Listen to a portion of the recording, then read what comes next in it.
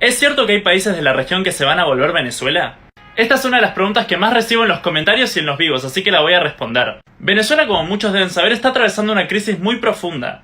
En estos últimos 10 años, más de 5 millones de venezolanos escaparon de Venezuela. Si hablamos de economía, su producción cayó un 70% en los últimos 10 años. Sufre la inflación más grande de todo el mundo. Posee un gobierno que es catalogado como uno de los 10 países más corruptos y menos democráticos del mundo. Entre otras cosas que explican por qué esta crisis es la más fuerte de la historia de América.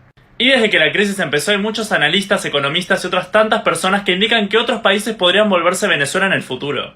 Ya sea Argentina con Alberto Fernández, Castillo con Perú, o Luis Arce en Bolivia, entre otros tantos ejemplos. Pero esos análisis no tienen en cuenta la cantidad de aspectos que posee Venezuela y la razón por la cual es lo que es hoy en día. Por ejemplo, en Argentina se plantea que como tiene inflación y tiene una crisis económica ya se va a hablar Venezuela, y la verdad que Venezuela no tiene solo eso. Lo que nos lleva a la gran pregunta, ¿por qué Venezuela está como está?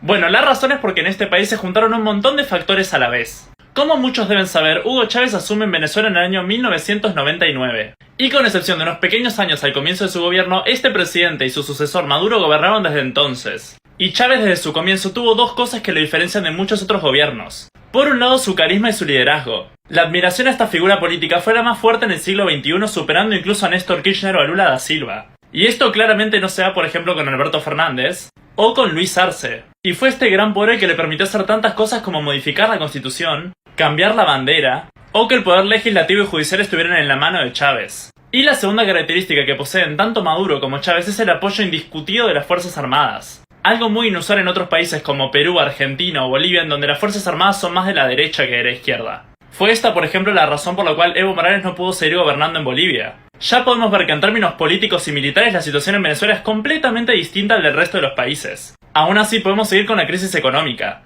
Una de las grandes diferencias con respecto a la economía es que Venezuela depende absolutamente de su petróleo y su economía no está para nada diversificada. Cosa que, por ejemplo, difiere de la economía argentina. Y fue justamente esta razón por la cual en el año 2013, cuando los precios del petróleo comienzan a bajar, comienza también a caer el modelo económico venezolano.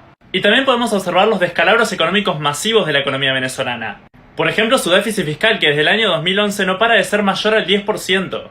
Hoy en día es del 40% y, por ejemplo, Argentina nunca llegó a superar con el kirchnerismo el 10%. Y a todo esto se le sumó que el gobierno de Chávez no paró de poner regulaciones y restricciones y expropiar como se le antojara a las empresas. Cosa que difiere a Alberto Fernández, que intentó expropiar una empresa y que ni siquiera lo logró. Pero sobre todo el factor más importante es que Venezuela es una crisis histórica. Es decir, esta crisis es mucho peor que el modelo cubano, y la crisis política, económica y humanitaria se juntaron y es mucho peor que la crisis del 2001, que las dictaduras de Latinoamérica en los años 70 u 80. Es tan probable que Latinoamérica se vuelva a Venezuela como que Latinoamérica se vuelva a Canadá en chances.